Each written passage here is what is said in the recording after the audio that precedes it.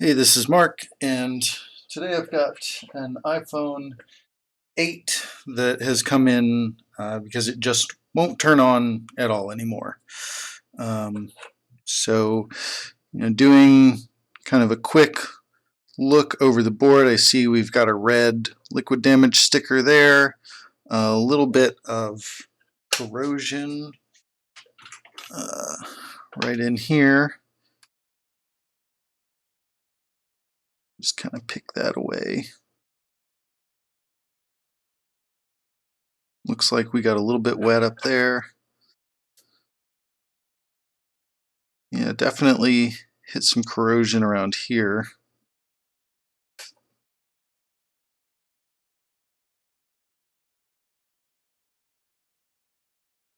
But all of that is relatively minor.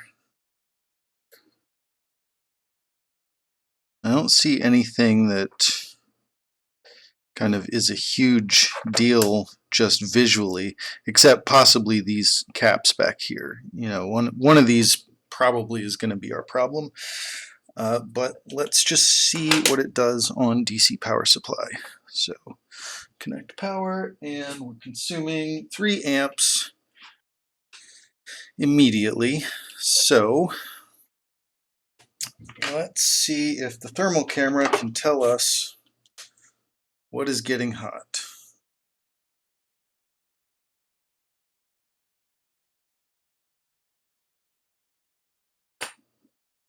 And yeah, so pretty clearly one of those caps right up at the top of the board is getting hot.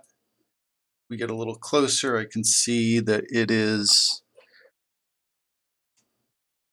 looks like it's the center one of the 3 that kind of look gross. So we'll confirm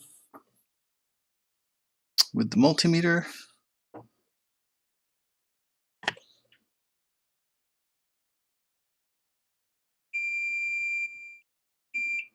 So yes, that line is short.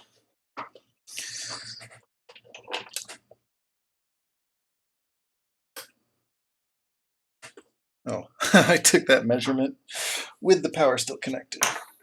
Oh well.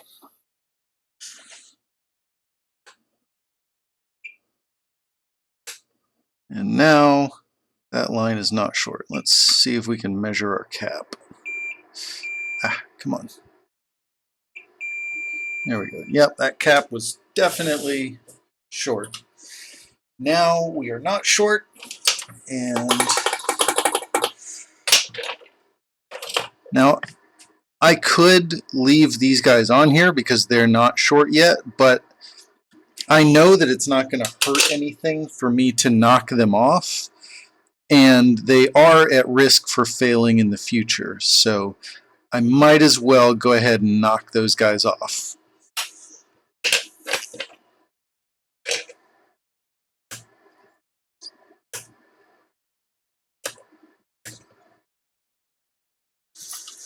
That's not going to have any adverse effect on the function of the phone at all.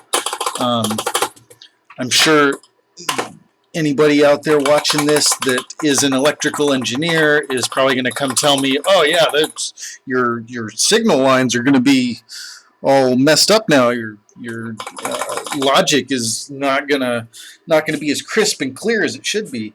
To which I say, yeah, sure, maybe, but the reality is, you're never going to notice. I could hand you 2 of these phones, one missing half of the VCC main caps, the other one never been touched, and you could use them for 5 years, and you would never be able to tell me which one is which, because the practical reality is that it really doesn't make a difference, even though on paper it should.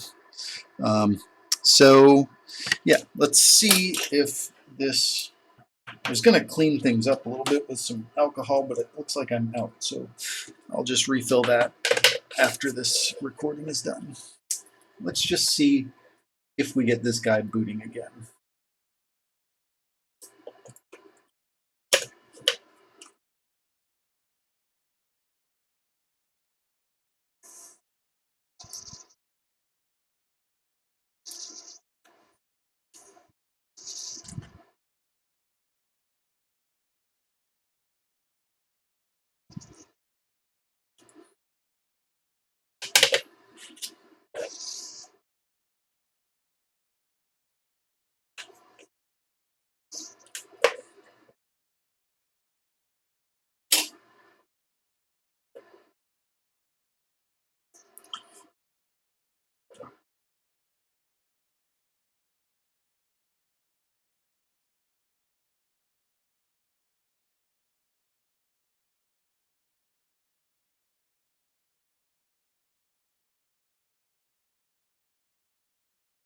All right, it looks like after prompting to boot, it's hanging out at 100 milliamps.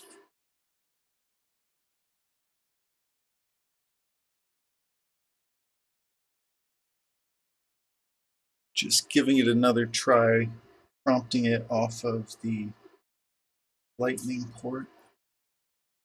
Still getting the same, hanging out at like 100, 110 milliamps.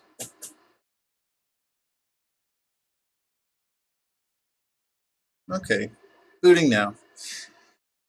Just took a minute to decide it wanted to get started.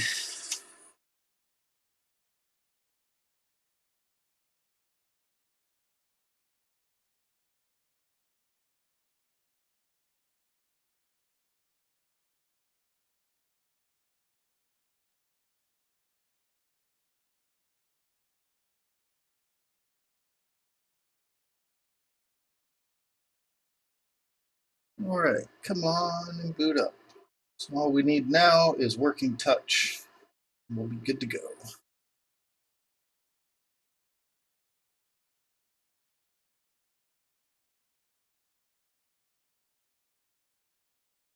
All right.